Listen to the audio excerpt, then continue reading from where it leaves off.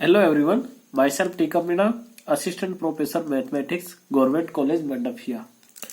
Last lecture में हम पढ़ रहे थे बीएससी पार्ट फर्स्ट का जो पेपर है हमारा कैलकुलस, उसमें पढ़ रहे थे बीटा और गामा फलन। उसी में आगे बढ़ते हुए आज कुछ बीटा फलन और गामा फलन के सूत्र से हैं, उनके बाद इनके क्वेश्चन करेंगे। यह है कि एक है 0 to π/2 इंटीग्रेशन की लिमिट है साइन की पावर m थीटा कोस की power n theta d theta equal to gamma n plus 1/2 की gamma n plus 1/2 divided 2 into gamma n plus n plus 2/2। काफी इंपॉर्टेंट सूत्र है ये। इसी तरह नेक्स्ट है एक beta M N equal to beta M plus N plus beta M comma N plus 1। अब ये है जो इसको हमें सिद्ध करना है। पहले इसके लिए क्या है कि बीटा एम एन जो बीटा फलन का है वो हम लास्ट लेक्चर में पढ़ चुके कि beta M N equal to gamma N upon gamma M plus N. यदि इसकी जगह हम एम की जगह एम प्लस 1 रखें, इसी सूत्र में एम की जगह एम प्लस 1 रखें तो ये सेम एम की जगह एम हो जाएगा, बाकी नीचे गामा एन रहेगा, नीचे एम प्लस एन प्लस 1 हो जाएगा। इसी तरह अब यदि इस सूत्र में हम एन प्लस 1 रखें एन की जगह और m की जगह m ही रहे तो beta m comma n plus 1 equal to gamma m into gamma n plus 1 upon m plus n का गामा m। अब यदि दोनों को ऐड करें, क्योंकि हमें यहाँ RHS में ये दोनों है, तो beta m plus 1 comma n plus beta m comma n plus 1 equal to दोनों का मान रख देंगे gamma m plus 1 gamma n upon gamma m plus n plus 1 plus ये इस मान को रख देंगे gamma n plus 1 upon gamma m plus n plus 1। LCM लेंगे gamma m plus n plus 1 तो ये टर्म आ जाएगी। इसके बाद अब हम दो सूत्र यूज करेंगे, क्योंकि हम ये जानते हैं कि लास्ट लेक्चर में gamma n plus 1 equal to n gamma m, तो यहाँ पे गामा m प्लस 1 की जगह m गामा m रख देंगे, गामा n प्लस 1 की जगह n गामा m।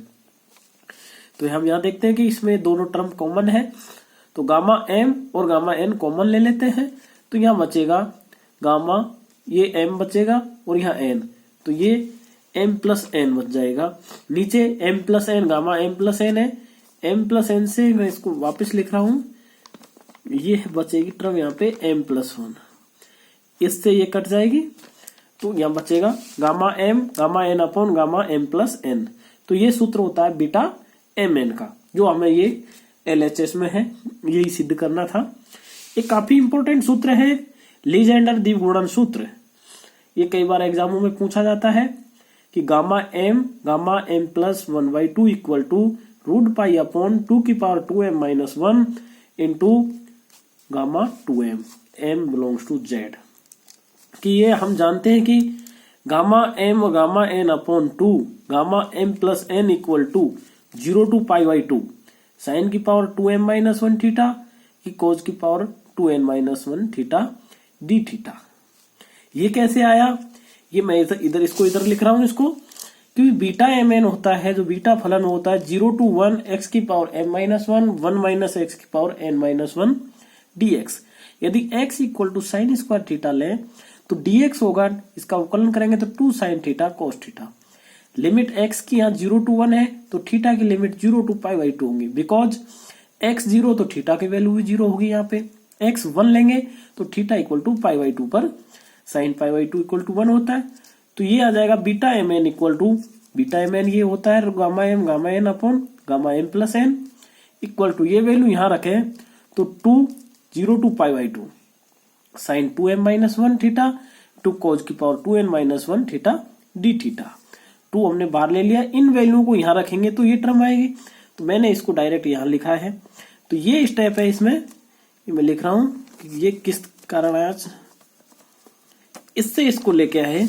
अब यदि इसमें n इक्वल टू हाफ रखें अर्थात n इक्वल टू 1/2 रखें तो हमारे पास में ये टर्म आ जाएगी gamma m gamma 1/2 upon 2 gamma m plus 1/2 equal to 0 to π/2 sine की power 2m minus 1 theta d theta. अब फर्स्ट आ गया, ये सेकंड इक्वेशन हो गई। अब यदि फर्स्ट में वापस हम n इक्वल टू m रखें तो gamma m upon 2 gamma m plus m, जो गामा m प्लस n था वहां पे हमने हाफ रखा, क्योंकि हमें गामा m प्लस 1/2 की जरूरत थी, और गामा 2m की जरूरत के लिए हमने क्या किया, उसमें n इक्वल टू m रख दिया। तो 0 to π/2 साइन की power 2m minus 1 theta, cos की power 2m minus 1 theta d theta. तो यह आ जाएगा 1/2 की power 2m minus 1, 0 to π/2 sine 2m minus 1 theta 2 theta theta, because sine 2 theta equal to 2 sine theta cos theta होता है। यदि इस सूत्र का यहाँ उपयोग करें हम, तो ऊपर और नीचे यानी 2 की पावर m माइनस 1 2 थीटा का गुणा करें, तो ये जो टर्म है साइन 2m माइनस 1 थीटा कोज 2m माइनस 1 थीटा, तो इसको हम ये भी लिख सकते हैं साइन थीटा कोस थीटा की पावर 2m माइनस 1। अब जो ये है, यदि इसमें हम 2 का अंदर गुणा करें तो ये आ जाएगी 2 साइन थीटा कोस थीटा की पावर 2m माइनस 1। 2 का हमने गुणा किया तो 2 की पावर 2m माइनस 1, इसी तरह नीचे भी होगा 2 की पावर 2m माइनस 1। तो वो बाहर आ जाएगा 1/2 की पावर 2m माइनस 1, और ये 2 साइन थीटा कोस थीटा की जगह इसको हम लिख देंगे साइन 2 थीटा, और ये की पावर 2m माइनस 1। तो यही लिखा है इसका साइन की power 2m minus 1 into 2 theta d theta. अब यदि 2 थीटा इक्वल टू 5 लें तो डी थीटा होगा 1/2 डी फाई। इसकी यहां रखें तो इंटीग्रेशन लिमिट चेंज हो जाएगी, बिकॉज थीटा इक्वल टू 0 पे phi equal to 0, theta equal to π/2 पर फाई इक्वल टू पाई। तो 1/2 की power 2m minus 1, 0 to pi integration limit sine की power 2m minus 1 phi 1/2 d phi. 1/2 बाहर ले लेंगे तो 1/2 इंटू 2 की power 2m minus 1, 0 to pi sine की power 2m minus 1 phi d phi. अब ये है जो हमारा gamma m upon 2 into gamma m plus m equal to 1/2 into 2 की पावर 2m माइनस 1।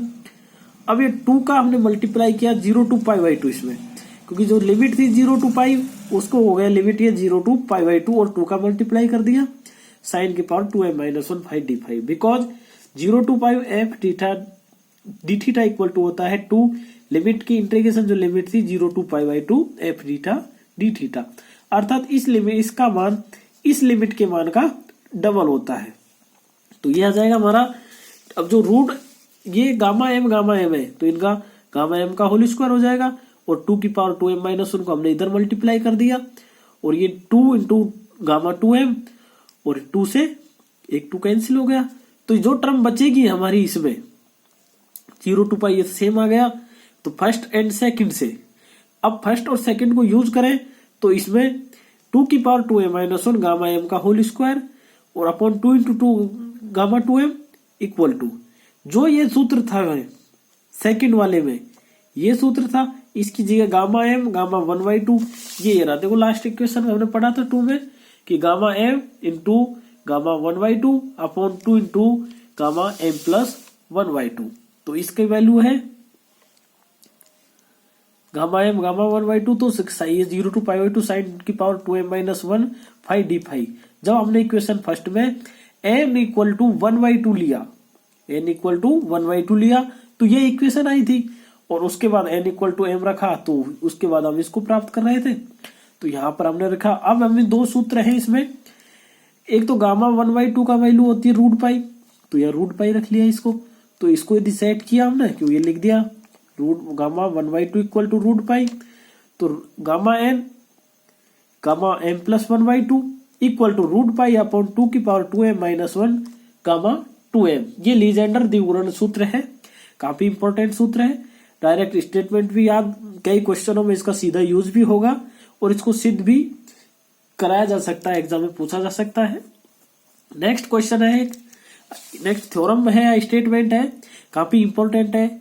इसका डायरेक्ट क्वेश्चनों में मान निकालने में बहुत यूज होता है कि gamma n into gamma 1 minus n equal to pi upon sine n pi equal to pi cosec n pi, क्योंकि 1 upon sine equal to cosec होता है।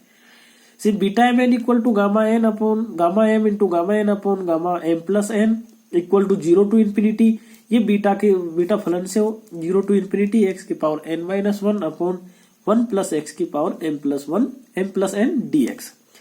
यदि इसमें हम m plus n equal to 1 रखें तो ये आएगा gamma n gamma 1 minus n M N की जगह, क्योंकि यहाँ 1 माइनस एन हो रहा है तो M equal to 1 minus N होगा, तो M equal to 1 minus N gamma N, नीचे गामा 1 की वैल्यू 1, एक्स की power N minus 1 upon 1 plus X हो जाएगा क्योंकि इसकी वैल्यू 1 dx।